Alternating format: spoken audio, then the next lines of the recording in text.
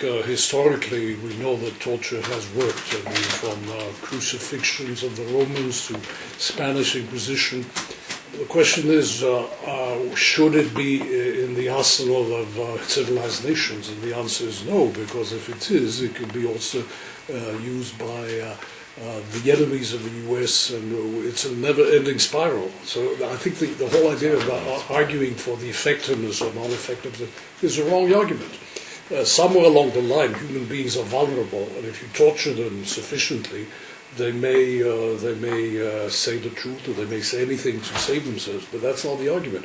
It's immoral, and in the same way that the war has been somewhat civilized by the Geneva Convention, by all these things, we have to give up these practices, because if we don't take them, it's going to be a completely uncivilized world. Everybody vote against Kimon? I'm all for Kimon.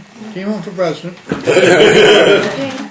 Threats exist, and if one is going to say, well, against that kind of threat I allow torture, against another kind of threat I don't, then where do you stop? Because the Islamists can say we can do the same thing, and so on and so forth. I think it's a kind of a dichotomy. Either you do or you don't. And I can't, morally speaking, I can't accept the idea that you do in some cases and you don't in others, because obviously there's going to be threats, and these threats can occur any time, but it's a question of principle. Because survival is a basic instinct. And when you have an enemy trying to kill you, okay, you want to survive. You will use any method that you can get your hands on to survive, because it's one of our basic instincts as animals that we are. So how do we change that nature? Well, but it goes both ways. I mean, the Islamists think that they are under threat of survival.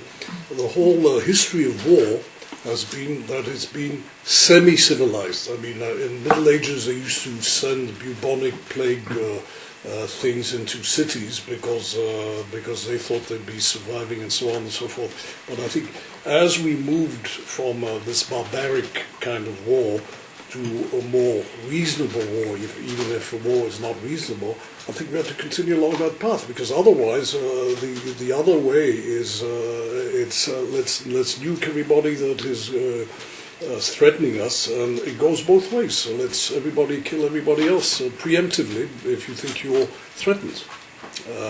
Where do you draw the line? Thank you, Mr. President. Would you stand for another question, please? All right. Peaceful.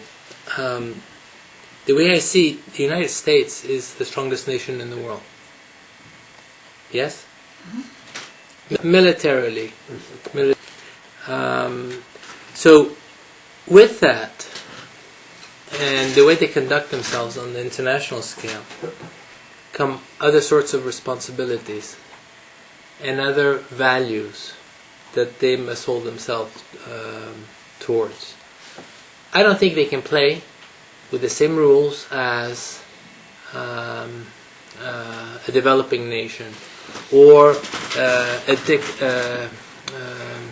not a theory, but like the Al-Qaeda. It's more ideological movement? Ideological movement. Okay. So they have purportedly the moral ground. They have to keep it. You're suggesting that the United States sets a good example. Well, they should.